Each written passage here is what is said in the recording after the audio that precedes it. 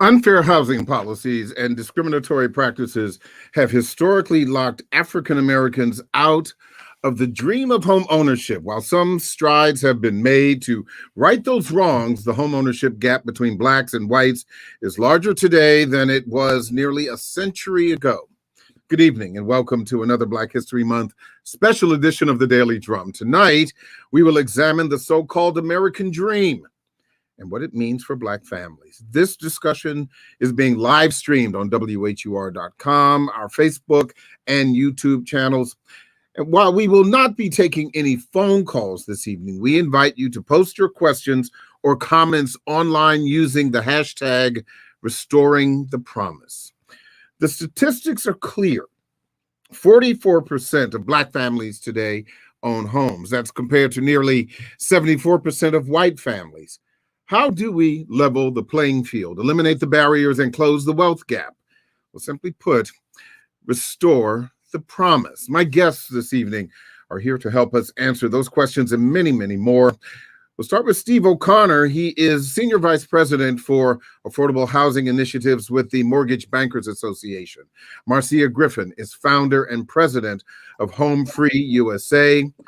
Tamara King is Vice President of Residential Policy and Member Engagement for the Mortgage Bankers Association. And Ronald Frazier is Chief of Staff for the Greater Washington Urban League. Thank you all for participating in this really important conversation.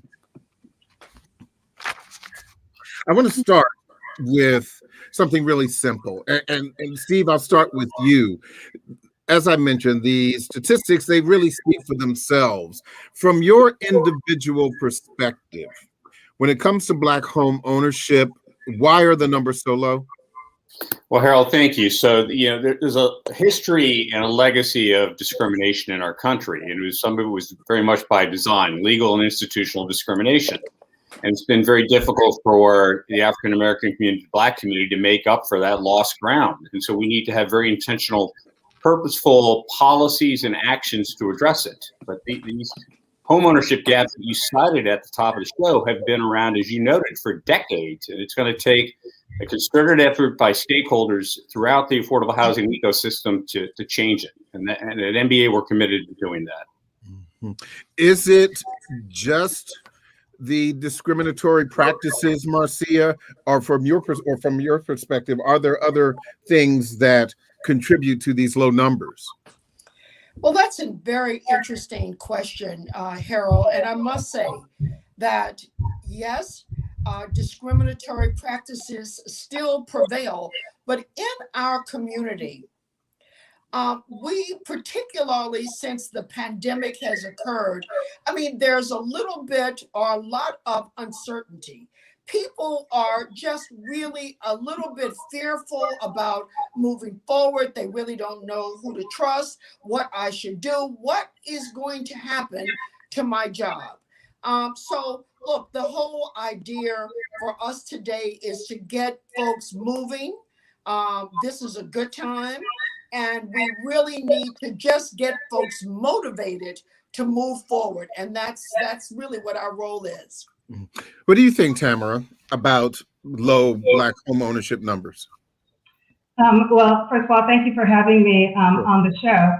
But as Steve was saying earlier, at NBA, this is actually something we've been working on for quite a bit. Diversity and inclusion in our industry has been a topic that we focused on for years, but this year in particular, we've made a concerted effort to really hone in on what policy changes NBA can lean in on to close that gap. The gap is really quite appalling to us, and so what we've done is we've gotten a sizable number of our members who are lenders, representatives of our parts of the mortgage industry, to come together and really think about how we can do three things. One, we can use our advocacy position, our position as lenders, to help make policy recommendations to close the gap. Then secondly, to help remove systemic racism, like really try to pinpoint the things that we can do to change that. And then lastly, where NBA is uniquely positioned to do to make those changes. So we, from a leadership perspective, we've committed to doing that, and then we're in the process of honing in on the specific recommendations, including down payment assistance. I know we're going to get into that more later on, but looking at specific recommendations that we can use our influence to change. Steve, your thoughts about the low numbers, not only historically, but particularly where we are now? I don't know if you want to. I'm sorry, I didn't mean Steve. I meant Ronald. Ronald, please go right ahead. Yes. Well, the low numbers have always been a concern. They are particularly of concern to the Urban League and the community that we serve. And what we're most concerned about is that the gap seems to be widening, and we're most concerned about that, and most concerned about even the impact of the current pandemic, the impact that will have on making that gap even wider. So we're real concerned about those numbers. Let's talk about what is being done. And Tamara, you talked a little bit about this to get more Black families into home ownership. Talk to me about some boots on the ground thoughts about having those numbers increase.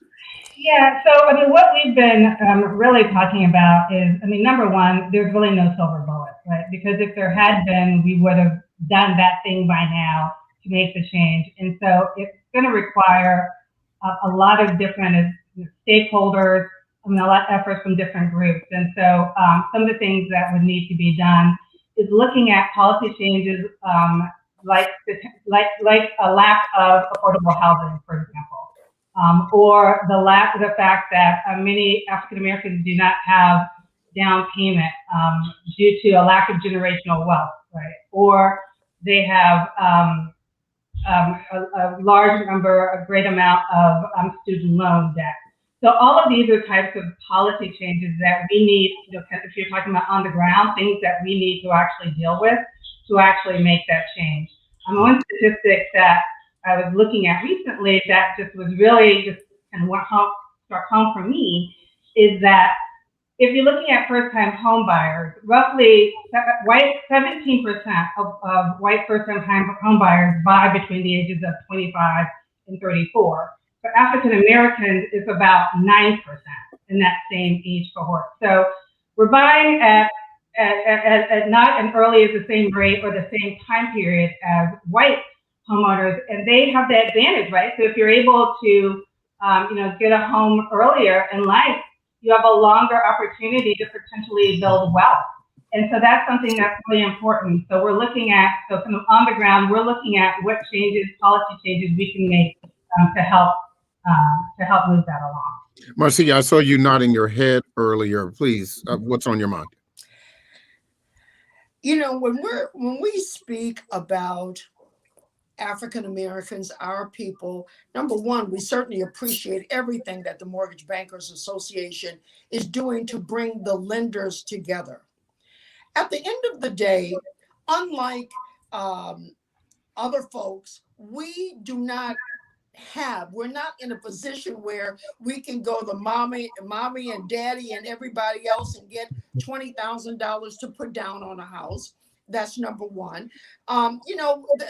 Our incomes are probably less than most. When you speak of a single parent who is making $50,000, $60,000, $70,000 and two children, I mean, it is hard to try to get your credit straight, try to put the whole package of buying a home together. And you've already mentioned about the down payment. This is critical. So when we sort of look at, Harold, and for our whole team, affordable housing supply, the average person cannot afford a $600,000, a $700,000, or $800,000 house. We need to find and build homes that people can afford. Number two, we certainly, for those of us that are in the process or just thinking about buying our home, there are organizations around the country, HUD approved counseling organizations like Home Free USA, but there are many, many others that can really help our people and help anyone kind of go through the steps. The Urban League is also a HUD intermediary, but the average person needs guidance. They need to know where to find money. They need to know what to do next and how to overcome these challenges that I may or may not have. And in some cases, the challenges are not as great as one may think they are. So getting some advice, some expert advice, talking to these nonprofit organizations, I just really, really encourage that. And without question, the financial education, just so we are well aware of what we're doing, how to do it, and what to do next. This is what we need.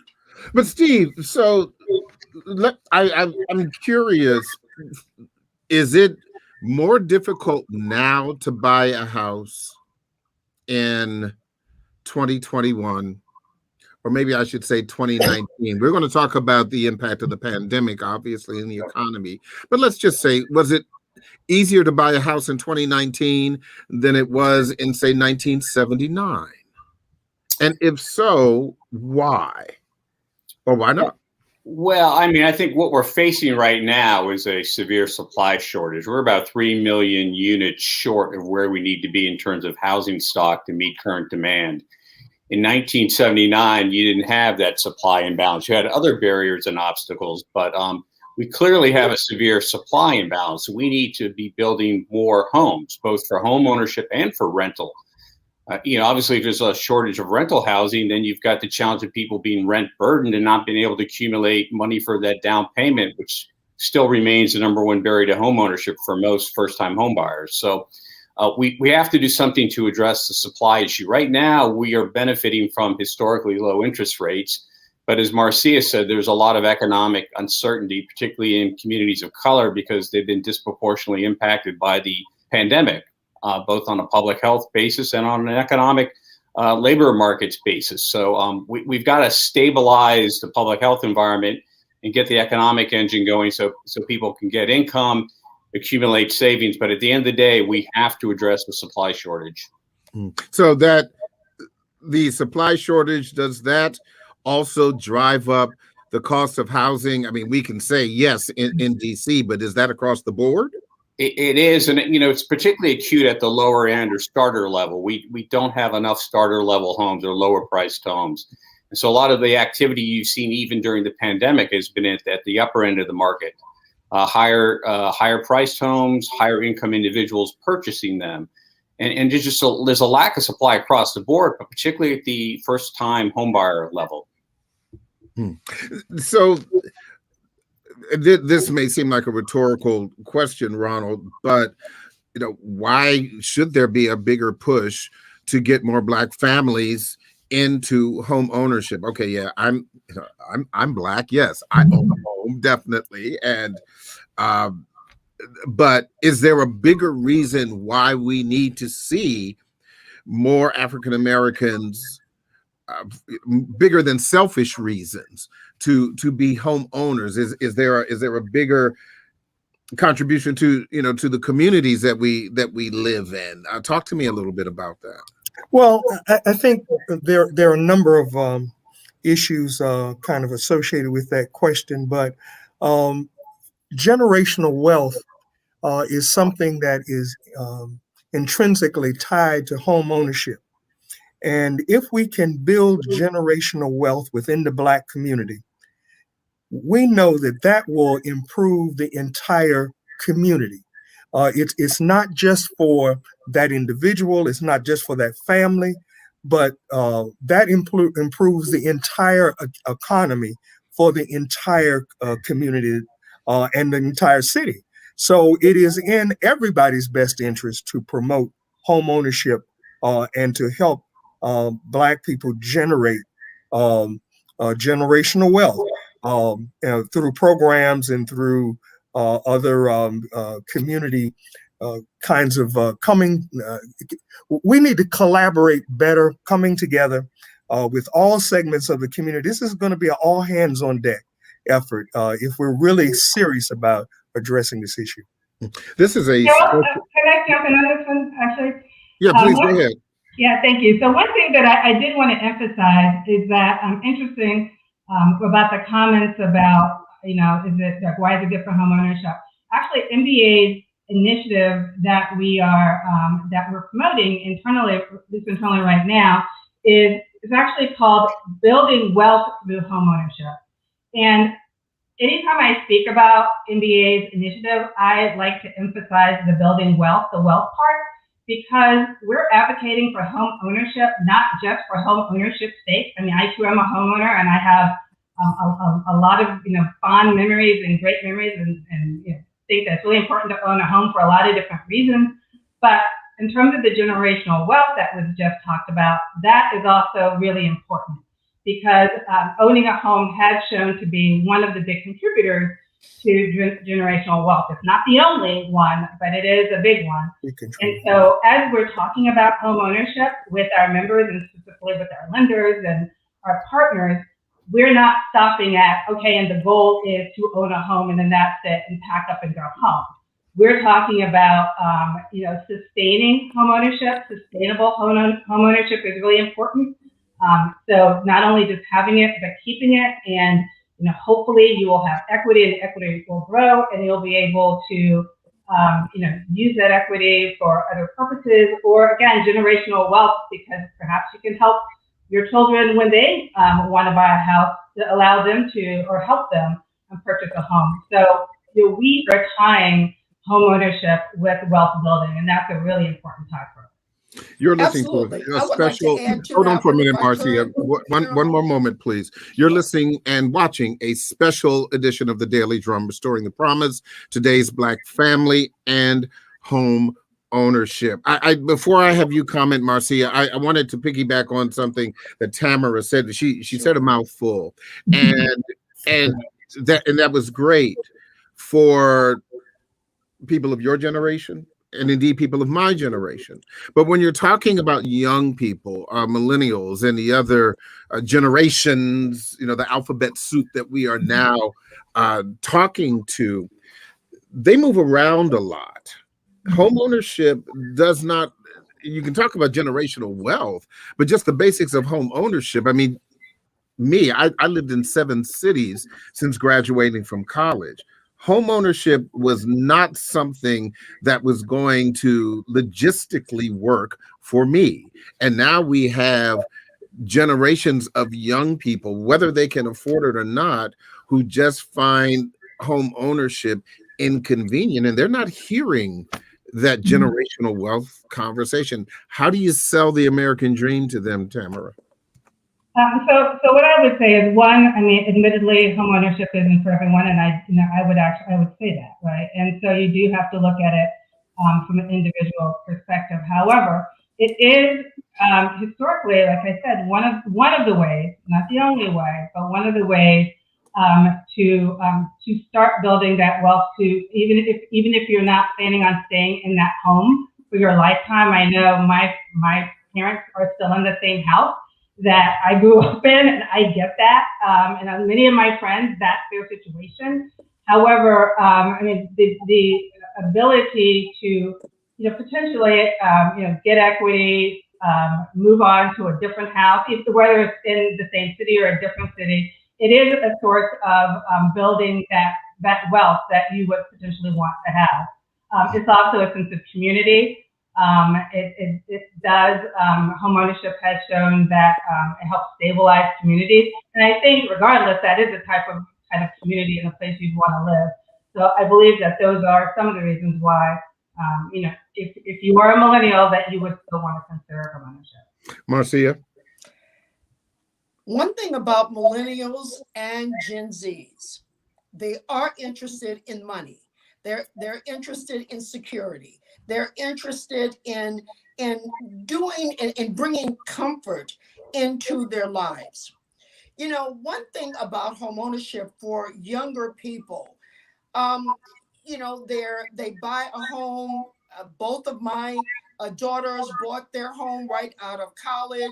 I mean, there are tremendously positive mortgage products now where you can get money for down payment, and you've got to have a little bit saved, but there are a lot of products and programs that are out here. Look, both of them have their little houses and they do Airbnb. And the Airbnb, just as an example, that Airbnb is paying their whole mortgage. And this is for both of my daughters. Now, at the end of the day, guys, you know, yes, younger people want to move around, but if you have someone in your house, look, that's paying your mortgage, you can always get a property manager. You will build wealth. You will build your finances over time. There is nothing better than having a piece of property. And I just want to give you this example. We had a young guy who came into classes with his mother. He was 17 years old he wasn't interested in going to college. By the time he graduated, he got a job at the post office. He was able to buy his home, you know, because of his low income, was able to buy his home. He only put down $2,000 on the home, bought he got a condo first. And then the condo went up in value significantly. He then took the equity and bought a 4-unit apartment building by the time he was 21 years old. Now he is a real estate mogul, so to say, and he's running all of his little apartments. And I mean, this kid is not even, this young man is not even 25 yet. And I mean, so this is the kind of thing. So that kind of entrepreneurial spirit is certainly in millennials, and I think these are just some things that we want to think about and really look at opportunities when opportunities avail themselves. So to your point, and you know, Marcia, your children had the advantage of having a mother who had that mindset. But there are so many communities, and I'll throw this to Ronald and to Steve, where these conversations, generational wealth, and all of these other kinds of kitchen table conversations are not being had, particularly in some African American communities that are unbanked. So how do you get from those kinds of situations, Ronald, to where Marcia is having those conversations about generational wealth and that your house isn't just a place to live? Well, I think, and I agree wholeheartedly with all that's been said, but I think it's incumbent upon us, my generation, to reach out, to advocate on behalf of young people, to provide educational programs that teach them the value of home ownership, that teach them. For example, we have here at the Urban League a financial empowerment center, and that financial empowerment center does more than just talk about how to exist, but it puts you on a path to generational wealth and helps you look at the kinds of behaviors that you may be engaged in that are detrimental to your economic well-being. And so it's incumbent upon us to do more of that, to provide far more opportunities for young people so that they are aware. I think it's because we haven't reached out, we haven't taken the step, the opportunity, the time to educate them on the importance, again, of generational wealth. It's important that we talk to them about finance. We talk to them about their credit. We talk to them about the impact that those things have on their well-being. Because I agree with what has been said. The one thing, they may not be interested in a home, but they certainly are interested in making money and having nice things. And this is a way that we need to show them how to do those things. Steve, your thoughts about the generational wealth conversation? Sure. So I think, first of all, what Ronald just said about financial empowerment, we need to do a better job in this country of creating that infrastructure of financial empowerment at an earlier age. It's a life skill to learn how to balance a checkbook, create a household budget. We need to be teaching that, I would argue, as early as elementary school, certainly middle school and high school, so that people come into the labor force with the basic knowledge of how to manage their finances so they don't get into trouble by mismanaging their credit, et cetera. I mean, this is a critical life skill that we need to be teaching sooner rather than later. On the messaging around home ownership, I absolutely agree. Wealth building and using home ownership as a way to accumulate assets to improve your financial situation is very important. But there are other messages that we think can resonate as well. So, for instance, a Black female-headed household, it may appeal to that woman to become a homeowner because she'll have stability. She will not have to be moving every couple of years because the landlord raises the rent, and therefore her kids are not going to have to go to a new school every couple of years. I use this as an example because when I was in Columbus, Ohio last year, talking to one of the partners there with the Columbus Urban League, they mentioned to me how that message resonated with some of the consumers they were trying to reach. So there are multiple messages, I think, that we need to be sensitive to. Financial empowerment is an obvious one, but I think certain other messages will resonate with different target audiences. Tamara, where do you believe are the best opportunities to close the housing gap, the homeownership gap for African Americans? Sure. What we're looking at right now are actually people who are actually homeowner ready. And what I mean by that are people who have, great jobs, great incomes, actually good credit, but may not have either down payment or are missing, like some small piece of not actually having enough credit. And we're looking at opportunities to reach those home buyers, those African American potential home buyers who may either want to buy a home but think they're not ready, think they don't have enough. We are looking at really trying to approach those people and have them understand and communicate with them, how homeownership can help them. And there are actually quite a few of those, and they're mainly millennials, like you talked about. So that is one. We're also looking at ways of different ways of underwriting home buyers and trying to find out if there are safe, responsible ways that we can look at credit. Perhaps you don't have a lot of credit lines, but you pay your rent on time. There are other, like looking at your other ways to evaluate home ownership for people. So those are some of the ways. The one thing that I would like to mention from a policy perspective that is actually gaining a lot of interest is looking at appraisal bias. And I know that's not specifically how to get a home, but I do think it speaks to our wealth building conversation because there are, there have been instances, there have been a lot of articles that talked about bias in appraisals and looking at values, and that's something else that we're looking at and seeing how perhaps technology or other ways that we can look at appraisals and valuations to help African Americans grow that wealth. And again, generational wealth is just, you're going to keep hearing me talk about wealth and not just home ownership. Yeah, and I think in this particular case, it may very well go hand in hand.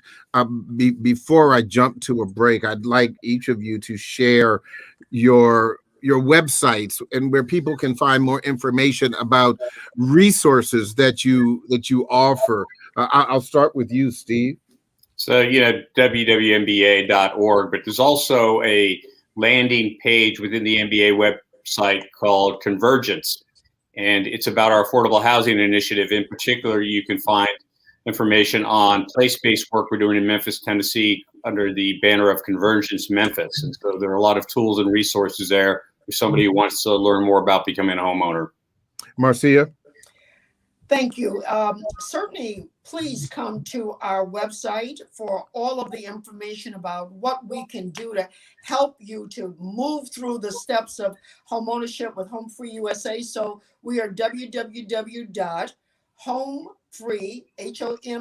HOMEFREE USA, homefreeusa.org.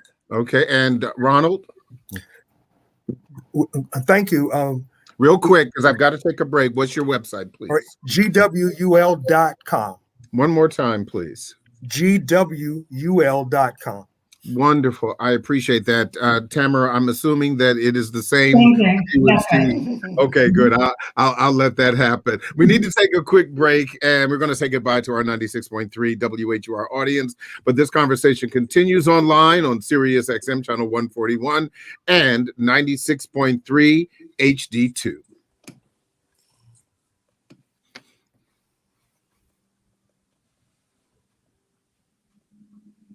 Restoring the promise of home ownership, it's a tall order in the face of even new challenges like the pandemic, a housing crash that many African Americans can still feel, they can still remember it, and systematic racism that seems to never go away.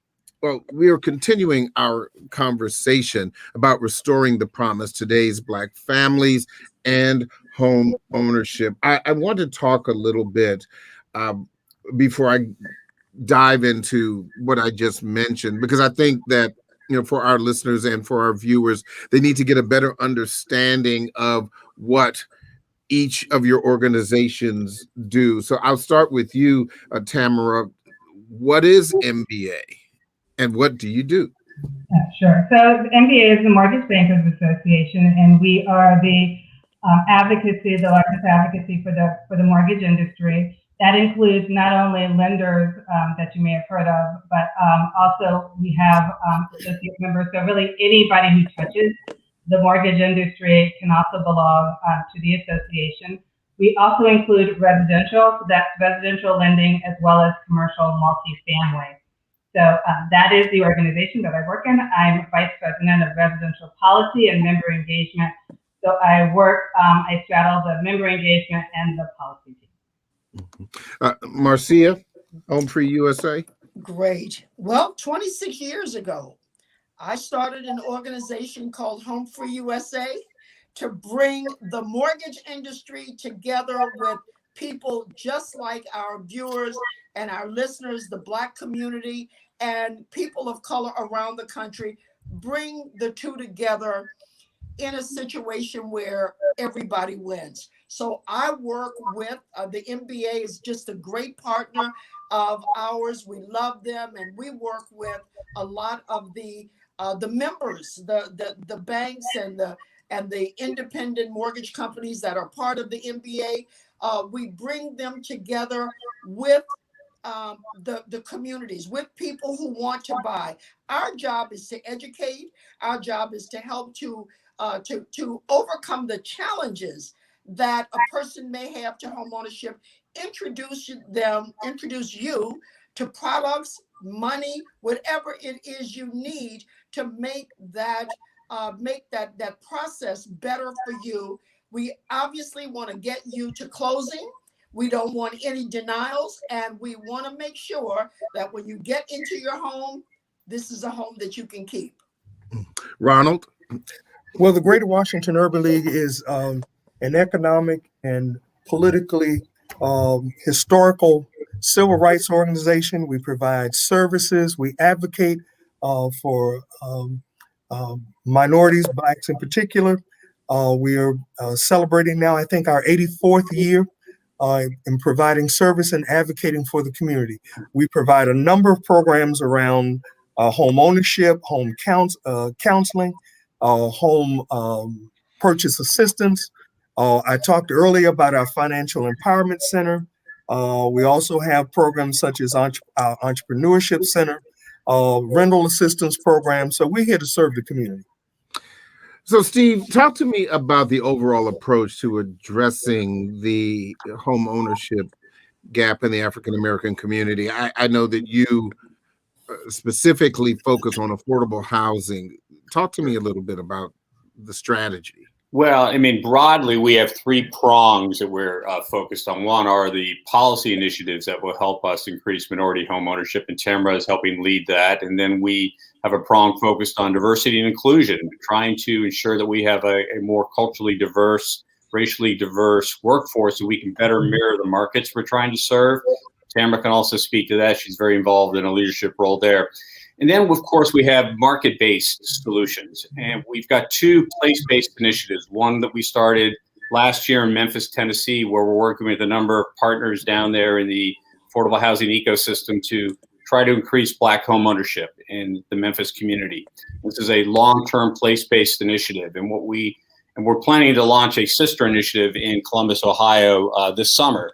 And what we hope to do is, by testing and learning and working with different partners around different approaches in terms of messages and messengers and programs and products, to ultimately develop best practices and roadmaps for community engagement so that lenders and others in the affordable housing marketplace can better collaborate. The counselors, such as Marcia and her organizations, the loan officers, the real estate professionals, the different community development corporations, all the different partners are coming together and trying to create a roadmap or a playbook.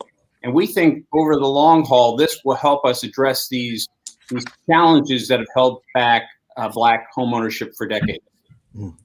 Tamara, Steve said something that struck me when you talk about the diversity and inclusion piece. I mean, let's just call it what it is. What part does race play for people who are buying a home or selling a home? We know about redlining. We know about steering. We know about the interest rate controversies that came along after the mortgage and economic crisis of the early 2000s. So how does changing the impact of diversity and inclusion impact that? Sure. So one of the big things that we've been focused on, and this is actually it's nice. I've been working with the industry on diversity and inclusion for a little bit, and now we've actually focused equity. So now we're saying diversity, equity, and inclusion. But I've been working with them a while, and it's something that the industry is really saying. What we're trying to do, what we want to do, is change the workforce that we have in the industry. I mean, admittedly, I don't have statistics. We actually don't have statistics on this, but I think it's fair to say that it is a predominantly white industry from a workforce perspective, and that needs to change. It needs to change for a lot of good reasons. One, it's the right thing to do, but quite honestly, there's also a business reason to change. The country is changing. It's becoming more diverse, and it's really important to have diversity, specifically African Americans in this case, in our industry in all parts, not just entry level, but I feel very strongly that it should, and MBA feels very strongly that we should have diversity throughout every part of the mortgage process, and including senior management. And what we think and why we think that's important is because we think that that will help the industry develop better products that will serve African Americans. It will help with building trust. Quite honestly, if we have people who are in the industry and leadership positions, and again all through the industry, that are African Americans and can really help our industry reach out and communicate, do education, encourage homeownership in the right way.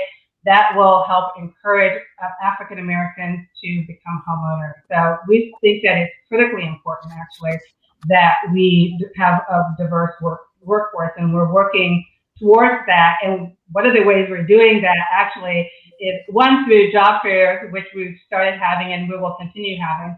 But also, what's really important for us to reach that goal is that we're working with partners such as Home Free USA to help us build that pipeline for future leaders in the industry. Marcia, you were very, very, active before the economic meltdown of the early 2000s with Home Free USA, and you had a front row seat to how the industry changed because of the mortgage crisis. And it was devastating. People lost their homes. And people were giving up their homes. It was a terrible, terrible time in the Black community when it came to home ownership. So now you have people who are trying to get back in after going through all of that. But how do they know who to trust? Because governmental agencies from counties to states to the federal government, you remember a lot of them were, they were building the plane as they were flying it, trying to fix that mess. So how do you know who to trust? Harold, I must say what you just said will need to be a whole nother conversation, because we are embarking, meaning our homeowners. So we're talking about home buying now, but our homeowners are embarking on some rough territory coming up when these forbearances expire. Talk to me about that. What do you mean about that? 23 million people who are late on their mortgage or rent. That is a whole nother subject that we are going to need to deal with in another episode. Who do we trust? Look, it's about building these relationships. Outreach, kind of going back to a question that you asked earlier, Harold, what needs to be done? Number one, we need more outreach. We need to speak to the hearts and minds of people. We need to give them testimonies or show testimonies of people who have gone through the Urban League and closed with a particular lender. We need to show these partnerships. We need to let the Black community know that this is our time, guys. This is our time. We have to take advantage of low interest rates. We have to take advantage of the people that are around us, opportunities like we're talking about on WHUR. We need to get a move on. And in terms of trust, the more you know, the better off you're going to be. Money is made off of the backs of people who don't know. And so the more educated you can inform, and this does not require a huge amount, but there are classes that you can take from Home Free USA, the Urban League, many other organizations around the country. There are people that you can talk to. There are homeowners who you need to meet. Just before our presentation today, I got a call from a woman in Baltimore, a single mother with 2 children. She's been thinking about buying her home for years. She just closed at the beginning of February, and to her amazement, her mortgage is $100 less than her rent. Now, it's these kind of stories that people need to hear. And I must say that there are many honest and decent mortgage folks. The MBA is working with them. They're in the community. You can meet these people through friends, through us and others. But we've got to get a move on and understand that the more you know, the better off you're going to be. And you'll find somebody that you can trust. Ronald, what do you think is the biggest impediment to Black home ownership? Well, I think it's the biggest impediment is the lack of financial stability. If you don't have the finances to make the down payment, if you're in an underpaid job where your wages aren't at a level, you don't have a living wage, so you certainly can't purchase a home, and in fact, you really can't even afford to rent. So the lack of affordable housing, particularly in this Washington metropolitan area, affordable housing gives a whole nother definition, particularly when you compare it to the rest of the nation. But I agree that the answer to a lot of these problems we do have to take it seriously. We've got to come to the place where we're radical about wanting to make a difference.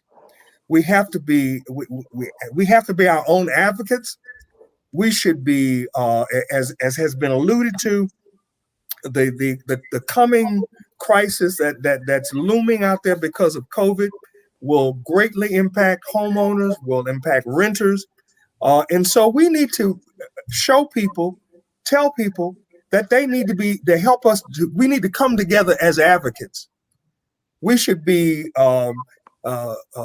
bombarding Congress, letting them know, for example, that the pandemic relief program is absolutely necessary to help us sustain. Because the problem is not just home ownership, as someone else just said. It's not just home ownership. It's those persons who now own homes are in danger of losing those homes. So, Steve, you talked earlier about affordable housing, and Ronald mentioned it as well. I used to live in Columbus, Ohio, so I'm very familiar with it. Affordable housing in Columbus, Ohio isn't affordable housing in Washington, D.C. or the metro. How do you define it? What does affordable housing mean? Well, there are a lot of definitions, but basically your ability to afford it based on your income without it putting undue stress, whether it's rent or home ownership. I would say about Columbus, so that is a growth city right now, and they have a severe supply shortage. The home prices may not be on par with the Washington, D.C. metro area, but I can assure you it's an area which they do not have enough housing stock at the right price points for the residents who want to be homeowners there. But I want to come back to something that Tamara said earlier about the changing demographic profile of our country, because it really needs to be underscored. If you talk about millennials, they're the most culturally diverse demographic cohort in U.S. history. 44% of millennials are minorities. This is the demographic cohort that's just becoming of age to become first-time homebuyers. We can't figure out how to reach more minorities and African Americans. We will have a much smaller housing market. So there's an economic and moral imperative here, and they're intersecting. And I would also note, when you look at trends, two others, that 70% of net new households between now and 2025 are expected to be minority-headed households. And then finally, we are expected as a nation to be a majority minority country by the year 2035. So it's a necessity for us to figure out how to address these issues. It's not a luxury. If we can't figure out how to have a more robust and diverse housing market, we're going to have a much smaller housing market, and that's not in anybody's interest. Marcia, what would you term the myths of home ownership? And if someone wants to start, where do they start? Let's start with That's an excellent question, Harold. What's true and what's excellent not. thought. Let me just say this to start off. For all of our renters that are listening, you're already paying a mortgage. Let's just be real. You are just paying somebody else's mortgage right now. So let's just think about that. Think about where you want to be. Rents will continue to go up. If you own your home, you will hopefully you're going to get a fixed rate mortgage, and your payment will be stable, until you refinance. The reality is that, and is that there is a myth, and the myth is that I can't afford it. My credit is too bad. Oh my God, I'm so stressed out already. I'm sick of where I'm living, but I am just stuck. So let me just say, the myth is something that we need to put aside. You can do it. Other people who have had less than you, who have made less money than you, have been able to do it. And yes, as Ronald said, income is a factor. Debt is a factor. Student loans, that's a factor. Credit is a factor. But we need to have, just like with anything else, just like with very wealthy people, if they want to do something, they go to people who can help to direct them. But we need to stand tall and decide that this is something that we want to do, that we are going to make progress in 2021. The whole idea of not being able to buy a home if you want to. Now, yes, we do have a shortage of affordable homes. That means something that you can afford to buy in the $200-300 range. But at the end of the day, guys, we have to just be committed and start getting ourselves prepared and ready to buy so we can overcome these challenges. And you will find the perfect place for you, and it's going to be much better. You're going to like it more. You're going to be much more comfortable. It's going to be a nicer neighborhood. Your kids are going to be happy. And even if you're single, you're going to be able to really put yourself in a position where you can make a financial difference. And as everyone has been talking about, building generational wealth. This is what we don't have in the African American community. Every generation is starting off from scratch. Yep. And for those of us whose parents owned our home, owned their home, or our grandparents and all, at least we had a little something to start off with. So this is where we want to go. Tamara, let me ask you, and this is... Like to add something a little bit on the myth part? Yeah, go ahead. Super quick, I just wanted to add, I agree with everything Marcia said. One of the two big myths that we hear in the industry is that people need 20% down to buy a house, which is not necessarily true. I know that that's kind of the number that people put out there, but there are many programs, FHA, there are other assistance programs that are much less, like 3.5%. There definitely, you do not necessarily need 20%, and there are organizations that can help with down payment. And then the other myth that we often hear is that you need perfect credit, and that's also not necessarily the case. And I'm sure, Marcia, you probably have many stories where people thought they had worse credit than they did, and they pulled their credit, which you can now get for free. And it's coupled with, you don't need the 20% down, and lo and behold, they may be closer to home ownership than they thought they were, or they're actually at the point where they could buy a home. So that's right. Those are just two myths that are definitely floating out there that I wanted to bring up. Well, Tamara, there's a last myth that I want to just throw out there, and I think it's the myth that millennials or African Americans in general don't want to become homeowners. I think that's a myth. I really do. I think it is more that they don't know that they can become homeowners. As has already been said, if you're paying rent and you're paying rent in this Washington metropolitan area, you're almost at the point where you're paying them what is almost equivalent to a mortgage. And so I think it's a myth that people don't want to. They may not know how to go about it. They may not have the resources to start with the down payment, but it is not that they don't want to own a home. So and to that point, I not so much a myth, Tamara, but an understanding of what home ownership means. This isn't about policy, or this is about some brass tacks. If you live in an apartment, if your air conditioning breaks, you just make a phone call. If some people, when you buy a house, you may be able to get in it, but can you afford to heat and cool it? A lot of people, and we saw this right before the mortgage crisis, as they say, champagne dreams on beer money or Kool-Aid money. So do you believe that there needs to be kind of a wholesale understanding of what home ownership truly means, so that it moves from dream to reality? Absolutely.